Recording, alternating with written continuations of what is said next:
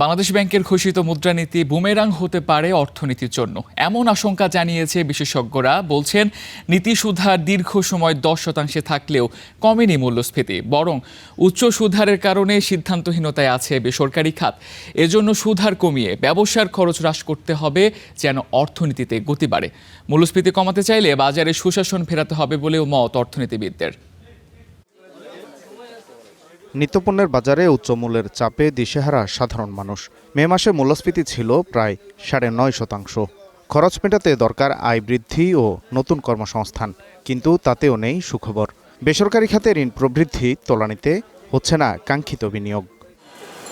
এমন বাস্তবতায় নতুন অর্থবছরের জুলাই থেকে ডিসেম্বর এই 6 মাসের জন্য বাংলাদেশ ব্যাংক যে মুদ্রানীতি ঘোষণা করেছে, সেখানে নীতিসুধার 10%ই ধরে রাখা হয়েছে।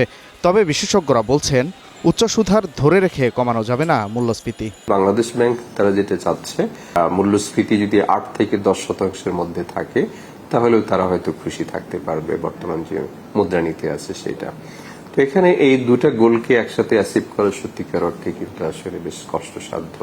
এই অর্থনীতিও একটা কিন্তু মনে হচ্ছে যে স্ট্যাবিলিটির মধ্যে আছে, কিন্তু এটা লো লেভেল ইকুইলিব্রিয়াম ট্র্যাপ। তো এখানে উচ্চ মূল্যস্ফীতি কিন্তু আর কমানোই যাচ্ছে না এই ধরনের পরিস্থিতিতে। তো সুতরাং আমার কাছে মনে হয় যে এই যে সংকোচনমূলক মুদ্রানীতি যেটা করলো কেন্দ্রীয় ব্যাংক এবং সেটা আগামী 6 মাসের জন্য বহাল রাখলো, তো সেটা আসলে বুমেরাং হতে পারে অর্থনীতির জন্য। বিনিয়োগ মন্দা থাকায় জুলাই থেকে ডিসেম্বরের জন্য বেসরকারি খাতের প্রবৃদ্ধির লক্ষ্যমাত্রা আগের 6 মাসের তুলনায় কমিয়ে ধরা হয়েছে 6.8%।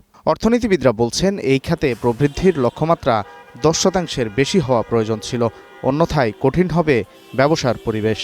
প্রাইভেট সেক্টরের ক্রেডিট গ্রোথ যেটা টার্গেট করা হয়েছে সেটা খুবই কম। আমি মনে করি যে ডাবল ডিজিট করা উচিত ছিল সেখানে।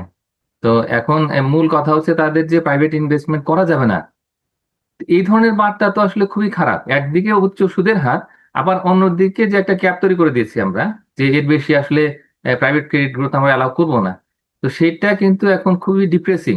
নতুন অর্থবছরের জন্য সরকার জিডিপির লক্ষ্যমাত্রা ধরেছে 6.5% ও মূল্যস্ফীতি 7.5%। তবে বাংলাদেশ ব্যাংকের পূর্বাভাস হল, জিডিপির প্রবৃদ্ধি হতে পারে 6.1% এবং মূল্যস্ফীতি 8 থেকে 10%।